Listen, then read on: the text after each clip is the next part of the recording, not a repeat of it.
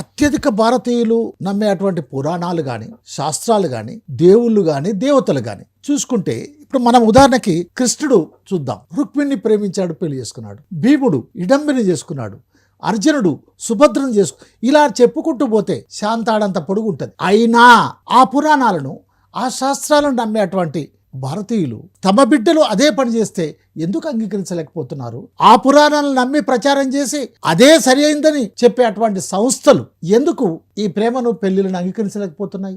మన దౌర్భాగ్యం ఏంటంటే మన పురాణాల్లో మీరు అన్నట్టుగా ఇంకా చాలా మంది ఉన్నారు, చాలా పెద్ద లిస్టే ఉంది. అది వాళ్ళందరూ తమకు ఇష్టమైన వాళ్ళను ప్రేమ వివాహాలే చేసుకున్నారు, చరిత్రలో నిలిచిపోయారు కూడా. శ్రీకృష్ణుడి కానించి అందరూ చేసుకున్న వాళ్ళే. అయితే వాళ్లకు ఇప్పుడు రాజకీయ పరిస్థితులు ఎట్లున్నాయంటే వాళ్ళకు అనుకూలమైన విషయాలను మాత్రమే ప్రమోట్ చేస్తారు, లేదు దాంతో పని లేదు అనుకున్నవి మాత్రం పక్కన పెట్టేస్తారు. మీరు చెప్పింది చాలా వాస్తవమైనటువంటి విషయం చెప్పారు. తమకు అనుకూలమైతే ప్రమోట్ చేస్తారు, తమకు అనుకూలంగా అయితే ప్రమోట్ చేయరు.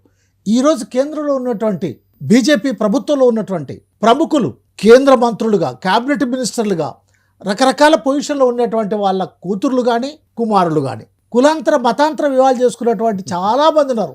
రాజకీయ అవసరాల కోసం వాళ్ళు దేనైనా ఆయుధంగా వాడుకుంటారు. ఇప్పుడు ప్రధానమైన నినాదం ఇప్పుడు మనం చూసుకుంటే కనుక బీజేపీ ప్రభుత్వం వచ్చిన తర్వాత జై శ్రీరామ్ అంటారు. అంటే శ్రీరాముని రామరాజ్యం ఏర్పరుస్తాం మేము అని ఒక ఆదర్శ పురుషుడిగా మనం శ్రీరాముని ముందు పెడుతున్నారు. చూస్తాం, చాలా సంతోషం. అయితే రామాయణంలో జరిగింది ఏంటి? సీత స్వయంవరం ద్వారానే పెళ్లి చేసుకున్నది. అంటే తనకిష్టమైన వాళ్లను తను ఎంచుకొని తన ఇష్ట ప్రకారంగా పెళ్లి చేసుకుంది.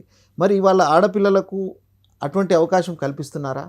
అక్కడ మన స్వయం విషయం వచ్చే వరకు మాత్రం ఇటువంటి విషయాలను హైలైట్ చేయరు.